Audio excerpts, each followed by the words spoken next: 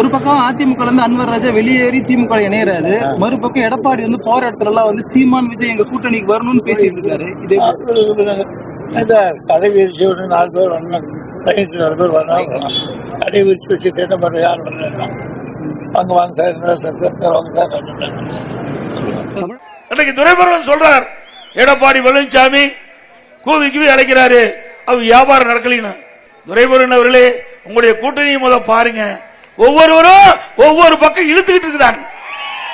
வண்டியில மாட்ட போட்டுனா அங்கங்க இழுக்கும் பாருங்க. அது மாதிரி உங்களுடைய கூட்டணி எந்த நேரத்தில் உடையும் என்றே தெரியல.